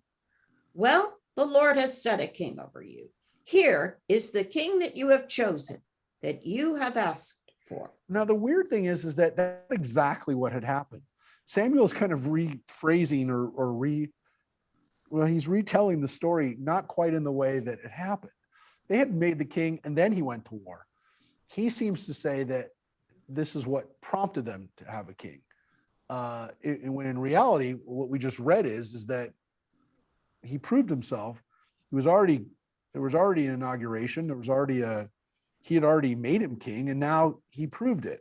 So Samuel's kind of retelling the history a little different, but you can see that his point still is that Saul has a lot of bitterness. I mean, Samuel has a lot of bitterness that these people have a king. They've taken power away from him and his family, and they've now put it into Saul's hands. And so essentially what you're hearing here is the guy calling out and saying, what about me? What happens to me now? Now that you have this new leader, what happens to me and my family? If you will revere the Lord, worship him and obey him, and will not flout the Lord's command. If both you and the king who reigns over you will follow the Lord your God, well and good. But if you do not obey the Lord and you flout the Lord's command, the hand of the Lord will strike you, as it did your fathers.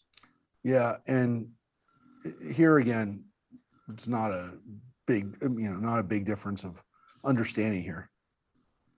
Now, stand by and see the marvelous thing that the Lord will do before your eyes. It is the season of the wheat harvest. I will pray to the Lord, and he will send thunder and rain. Then you will take thought and realize what a wicked thing you did in the sight of the Lord when you asked for a king. Wow. So, Destroy your crops.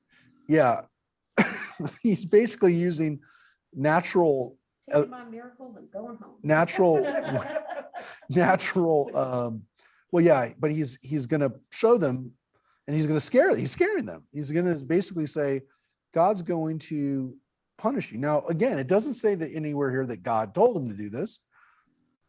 God didn't say scare the people, but he's definitely scaring the people. But it's not just that he's saying you got to do what you need to do. He actually says to them, again, asking for a king was a problem in the first place. He doesn't say just because you did bad things and you worshiped other gods, but because you asked for a king, this is a wicked thing you did, and you're going to get. We're going to scare you a little bit. Samuel prayed to the Yeah. Lord, and the Lord sent thunder and rain that day. And the people stood in awe of the Lord and of Samuel. The people all said to Samuel, intercede for your servants with the Lord your God, that we may not die, for we have added to all our sins the wickedness of asking for a king. So now they're scared. Yeah, sure. This is just a simplistic, for a simple question. I'm confused between what's the role of kings, judges, prophets? Well, it's a good question because we have all of them at play right now. Samuel is definitely a prophet. Samuel is a prophet and a judge. He's both. He functions both as a prophet, a wonder worker to some extent too, and a man of God, if you will, then, but also he is a judge. The Bible says he's a judge, which means he has political power. He also, to complicate things further, is a Levite. Now he's not a Kohen. He's not from Aaron's side of the family, but he works for Eli, the Kohen, the high priest, and he seems like he's doing some sacrifices himself, which is interesting because it doesn't say Levites can do that. We see that they do it. The Bible throws us where they're doing it, but at least according to the Kohanim who would write and edit much of the Tanakh, we're the only people allowed to do sacrifices. So Samuel actually does all those. Saul's been anointed king, and that's all he is. And it seems to be the next progression after a judge. So the judge becomes a king, but the priest doesn't become a king, not supposed to. And a prophet is not supposed to become a king. Yeah. But I mean, like, this stuff is written hundreds of years later after the event, and it's a political document as well as a historical document. And there's a need to undermine Saul's authority because these are being written by the descendants of David. Okay, so by the way, we don't know if this is written that far out. So the idea that it was 100 years, maybe, It's also very possible that it was written 50, 30, 40 years while King David is still alive. There seems to be at least a possibility that some of this is written during King David's own lifetime. Was this part written then? Would raise my point even stronger, because this is an apology for the legitimacy of the Davidic dynasty. Well, they have a very fine line, right? The Davidic authors, the Davidic backers, the people who love King David, whatever you want to call them, the propagandists, whatever they are, the writers, they got a problem, right? Because they, as much as they want to undermine Saul and basically say that Saul did a bad job, they can't do it too much, because if they undermine him so much, then it undermines David. And so what you almost have to do is tread this fine line between making the person look bad, but not so bad that you undermine the whole institution. And it's a very interesting thing, because it's very relevant. It's hyper relevant, because there is a constant problem that people are in, especially in politics, of getting their point across, but at the same time not undermining the whole institution that they are having a problem with, or working with, or doing anything else. And we see that all the time. Birth of a nation. We're seeing it with a discussion of a filibuster. We're seeing it when people say, what are we going to do? Because if we pull the string and the tapestry, does the whole thing fall apart? And so this is where people get into a situation where, okay, but if we do this, what's going to happen in the next generation? Does the next generation turn it on us? So they have a real big problem. And again, there definitely is a stream in the Bible. And many people say specifically in the book of Samuel, though you can make the argument, if the same author in Samuel is also writing in the book of Kings, and some people say the author is also writing in the book of Judges and the book of Joshua, there's what we call a court history, if you will. It goes all the way to the end of Kings. But there might be two voices in here. And we already showed you, and I think we showed pretty effectively, I didn't dwell on it last week, that there's two very different stories about King Saul. Very different stories about King Saul. One which makes him look like a fool, and another one which makes him look like a fool and makes the monarchy look like a fool. And then there's we call that, maybe, and I didn't call it that, it's been called the Republican version, meaning that they are more want a republic, a federation, than a monarchy. And then there's the other voice, which is a pure monarchy. Long live the reign of King David. And they love that. And they want King David, and they want the Davidic line. So there's two streams in there. And the stream that they both are in agreement that King Saul screwed up. Both of them agree that. But there's one that wants to say that the whole system is wrong. And there's another one that says it's not the system, it's the guy. And there really does seem to be these two different streams in Samuel. And again, I would say throughout Kings, which is, it's not the system. We needed to have this system. But then there's the other people who would say, no, the system's flawed, the guy's flawed, David's flawed, everyone's flawed if they're given that kind of power. And that kind of power is the voice that we saw last week, which said, if you have a king, he's going to take your stuff. He's going to take your sons. He's going to take your daughters. And it's the same person who just now, or the same voice that just now said, you want to have a king? This is against God. Don't you see it as kind of a fight between the church and state? What do you mean? Well, if you just look at monetarily by taxes, king is going to now collect taxes and collect their soldiers and stuff, but then so do the Levites. They have to pay taxes to the Levites. They have to support them. They have to, so it's power. Well, there is probably a good chance that both voices were priestly authors, in the sense that maybe one was an actual priest and one was a Levite. All those things are possible, because they were probably scribal people and they knew the history and all that stuff. But there is an issue, which I think is not so much church or state, but very interestingly, one that we don't talk about as much usually, but we've been talking about a lot more maybe in the last 2 years, which is the power between the state, individual state, and the federal government. And how much power does the federal government have? And how much does the local tribe have? How much does the local state have? And we had a civil war over it, right? We had a country that would literally died by the, hundreds of thousands of people died on fields to fight this. We have less of a fight. We've had less of a fight over it. And I don't think that's our biggest challenge right now as a country, but it is a challenge. And we've seen it with regards to this health crisis that we have, whether what one state does or what another state does. Can the federal government mandate something? Or, is it up to the states? We're having this. I will say that what's indicative about our country today is that, again, there's very, very different opinions on. For the most part, I know you're going to say, but I heard this guy. For the most part, people don't want to separate the country over this today.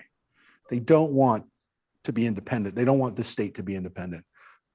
For the most part, I know you're going to tell me there are some people, but for the most part, people are saying, no, I don't want the federal government, interfering with what we're doing here. But for the most part, people are not saying, and because of that, we're going to declare our independence. We're going to kick you out. So for the most part, that's not happening because people still want federal. They still want a bridge. They want their social security. They want their social security. They want their Medicare. It's not going to happen. I don't think it's going to happen yet. And the differences are more within a community and within a state rather than, than a state and another state and another state. It's not thankfully like that, at least yet. But this is a relevant issue. And so I think the real issue isn't church and state. It's between a strong federal system in ancient Israel, a strong monarchy, which represents that strong unified state, or whether it's back to the tribes and the tribes get to have power and the tribes get to have their own sacrifices. So it also goes into the church, if you will, Gail, and that they get to have their own altars and they get to have their own shrines and their own tribes. So there is a church religious element to it. But the bigger issue is, where's the power? Is it in Jerusalem or is it in your backyard? And by the way, the Northern Kingdom didn't solve that problem because all they did was make a new capital. They didn't give every tribe the power that they wanted. They just put it in a new place. I don't know, that's probably oversimplifying the way I'm seeing it, but yeah, it just seems to me that, the transition from going from judge, Samuel, most recent to king is, hey, the king has the army. And, our biggest problem right now isn't so much what's going on amongst the tribes, although it is, is we want to keep ourselves from getting our, what kicked every time or another. So when you kind of march forward and you say, well, what is the power of the modern system? Well, an army doesn't hurt, but you're also getting all the benefit of things that you wouldn't get, like you said, the federal support. Correct. Structure and Correct. having them all and all those kind of good things. Correct. But because our external threats today are not the Japanese Imperial Army, Right. they're a China that, gets to do what they want or, hurt us in trade. But we're not dealing with our life and death, which again, we know that if we did, and when we did 20 years ago, after 9/11, we were unified and we rallied around a common purpose. But for the most part, we don't have that. That you're absolutely right. They did. They had the Ammonites. They want to beat the Ammonites. They want to beat the Philistines. 100%, because we're going to see it next week. The battles that Saul leads against the Philistines were critical to his success and to his failure. But again, in this situation, what were the Israelites willing to give up? Now, again, they put this into terms of God, but in reality, of course, it's really a question of politics. It's a question of what power are you taking away from me by having your kingdom, for us to have allegiance to your kingdom. For whatever you can say, Saul does not effectively do that. There's a real question whether Saul ever felt comfortable in his rule. There's a real question whether Saul ever sat comfortably on the throne, if you will. He was more of a soldier than he was Yep. a leader. Yep. And that's what we're left with. But you guys decide when we read this. But this we don't get a lot. So as I said, you're gonna have to build your case on not a lot of information. All right. So here's what Samuel's still lecturing people, by the way. But Samuel said to the people, have no fear. You have indeed done all those wicked things. Do not, however, turn away from the Lord, but serve the Lord with all your heart. Do not turn away to follow worthless things, which can neither profit nor save, but are worthless. For the sake of his great name, the Lord will never abandon his people, seeing that the Lord undertook to make you his people.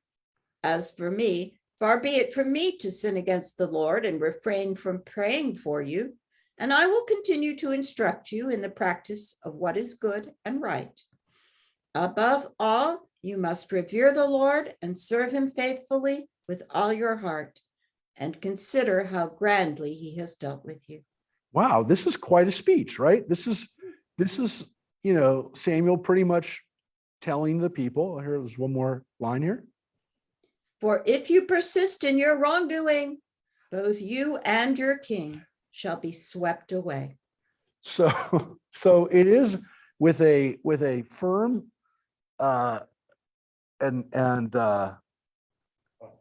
well, there's a threat implied to this too, because Samuel basically says, yeah, I'll pray for you. But he scares them. He scares them by, your crops are going to get washed away. This is what could happen. Now, again, a king has the power to tax people, has the power to put them in the army, has the power to do all these kind of things. But Samuel just did something really weird, which he used his supernatural power to scare the people and to remind them who really has the power. Because that's what he basically did. He said, yeah, I'll pray for you. I'll pray for you. But just remember, if you ever get out of line, and that's what he said. He finishes his speech, his lecture with, this can all be over for you and your king. I don't think he's gonna get chosen to do the coronation. Well, Like, really. there's definitely, well, no, but you say that, so yes, so but it's an interesting thing that you point out though, Don, because when you hear this kind of language, is he threatening the people? Yeah, he is, but he's also threatening Saul. He says that both you and your king shall be swept away. So the threat that Saul has immediately, he's just been made king. This could all be over. And of course, as we know, it will be. But he lays it out. He says what's going to happen if they get out of line. And it's really a sad thing. Let me just tell you one thing. So we actually, again, this sounds familiar because we had it last week. We had in chapter 10, when Samuel first made the monarchy, he basically says to the people the same kinds of stuff. You rejected God. This was chapter 10. But today you have rejected your God and who delivered you from your troubles and calamities. For you said, no, set up a king over us. So like we've heard this. We just heard it. This is not like, oh, and by the way, I want to tell you something. We know, Samuel, you don't want us to have a king. You made it real clear. You don't want us to have a king. Now, I will tell you that part of what's interesting about this is that, if anything, this, and we mentioned it before when we read it last week, this kind of inspired Americans. This whole rally against monarchy inspired us. We basically said, hey, the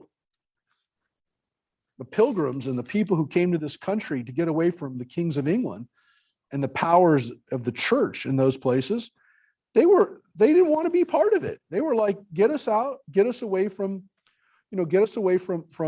these people. And, we're turning ourselves over to God. And the people lived here in this country really believed that. And whether it was the Puritans or whether it was the Mormons, and there have been Americans who've looked at this and said, that this is the Bible. This is our inspiration here for having, for not submitting to a king.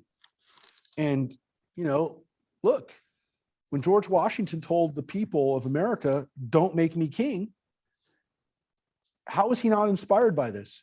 There's a lot of similarities between Saul, King Saul, and George Washington. We talked about it. Guy was a tall guy, was considered a good-looking guy, even though he had the wooden teeth. He was a good-looking guy, right? And they said he had kind of like, nice hair, and he was like 6'3", 6'4".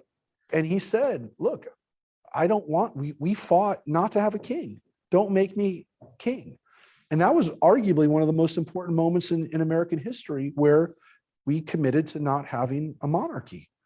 So how much did the Bible inspire people like George Washington and Thomas Jefferson and these other people who believed that there can be another system that wasn't about, submitting to a man? So if you think about it, There's another element here, anti-assimilationist, because that was the constant struggle through the whole period of Judges, of the Israelites assimilating into the culture of the Canaanites. And the Canaanites had different kingdoms. So it's all a piece of the same puzzle. And Samuel is saying this to them, don't assimilate. yes. So having a king will mean you're like the Canaanites. There is an issue though. And there's a real threat of the Israelites worshiping idols and accepting the practices of the Canaanite neighbors. And all these judges that he mentioned were all corrupt people at the end of their lives, including Gideon. Yeah, Deborah wasn't. So maybe that's not why he didn't mention her. By the way, Jephthah, we don't know that Jephthah was ever bad. He's tragic, but we don't ever have a comment that Samson was definitely flawed.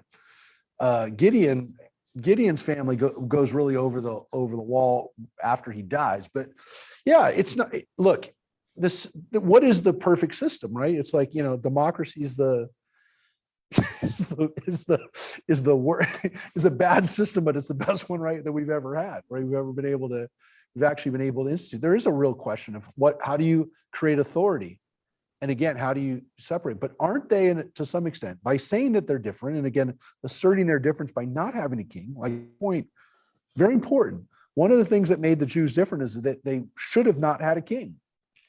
But there's another issue here, which is that the identity, there's something that I think is possibly universal here, and not just a lesson for Jews, which is, if it's possible for people to exist in a system, to create a political system where they're not subjugating themselves. And again, the alternative is only to have God as your supreme ruler. Doesn't that really allow for people to reach a level of their own potential that's never affected by somebody who can take away their freedom? And to me, that should be that should be up there as some of the greatest gifts that the Jewish people gave to the world, which is this idea that there is no person who is inherently better than you, that's holier than you, that has any God-given right to tell you what to do by virtue of how they were born or what power they happen to have at that moment. So that really allows people to reach a potential, the potential. It doesn't mean that they have to have it. And again, maybe I say that because I'm an American and I was raised with that value, with that principle. But I think the Torah really does give it to us. Maybe I'm skewed by being an American, but I really do think that we said nobody has a right to do that. And to some extent, Christianity went backwards on that, because they made God a human being. And Judaism really fought against. But making human beings to gods was something that was very Hellenic and very common. And the Jewish conception of a transcendent God our conception of God is much different than sort of gods. Gods are like superheroes, right?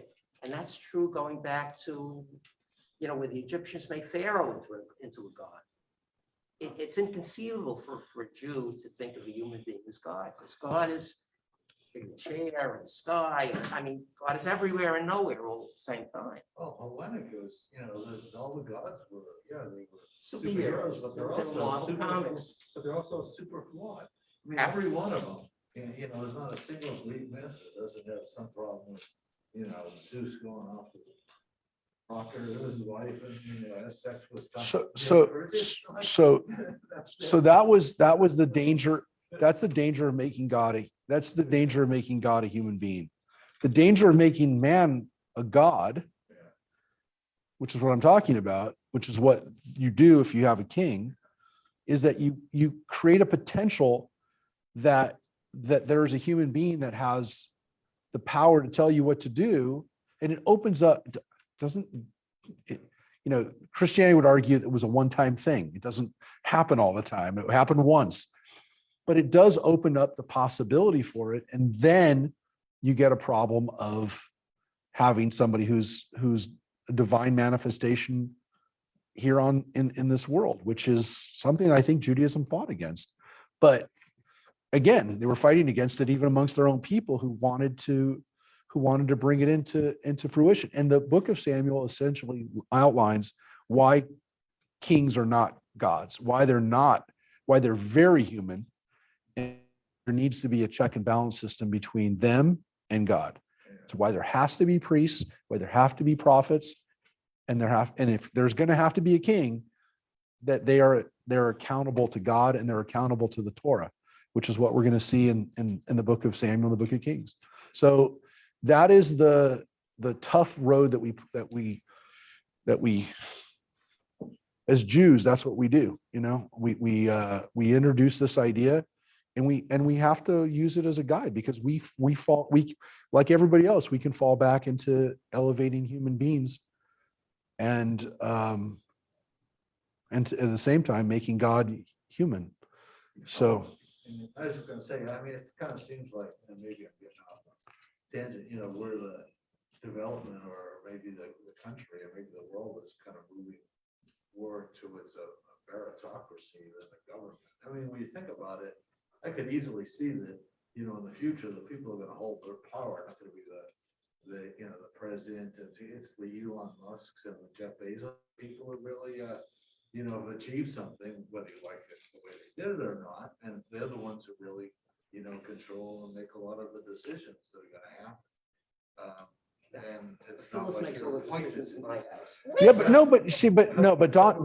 but Don's point is an interesting one. Are we moving to a meritocracy? Are we moving to a meritocracy? You might be right, Don, but we also might have created a problem, hoping that these people don't just transfer all their wealth to their family, because we have a problem that we have such wealth concentrated in a few people. That's also what it's called. It's true. You're right. Is it a plutocracy? Yes, but the only thing is so far, and I mark my words, I could be 100% wrong about this. So far, it's not been a multi-generational plutocracy. And so if it is, and that's what winds up happening, and the Zuckerberg kids end up being the most powerful people in the world, then Don's meritocracy is out the window. But if it is a meritocracy, and we continue to have people who are able to earn that power by their innovation and by their, hopefully by their goodness, then we could be in good shape. And by the way, that's essentially Jewish. That's been Jewish power. Control has been gone to those who are educated and those who are deserving of it through meritocracy. So the people you can argue with it, but the people in the Jewish community who have power are people who essentially were successful. They had business success, and so they got to control their synagogues and they got to control the Jewish institutions. Or people who got a good education, me excluded. Anyways, with that, Rosemary, thank you for guiding us through a hybrid. Thank you, everybody, for being part of hybrid today. Hybrid life worked. We did chapter 11 and 12, and thank you, everybody, for being here. It worked. Come back next week if you're watching us. Oh, by the way, wait, before you go, I wonder if I can do this. Don't go anywhere, everybody. Just want to post one thing up, see if anybody is still on Facebook. Just Facebook. Who is on Facebook right now? I have, let's see. Temple Bethany. You're looking at my phone.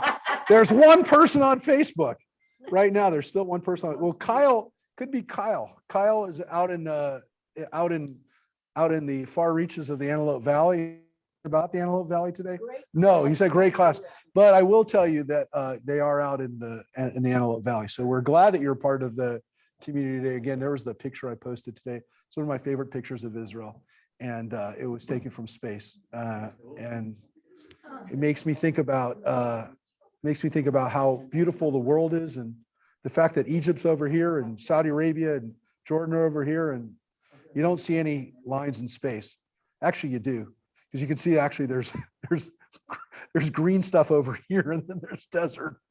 But there's the Red Sea, and that is primarily the Sinai Peninsula.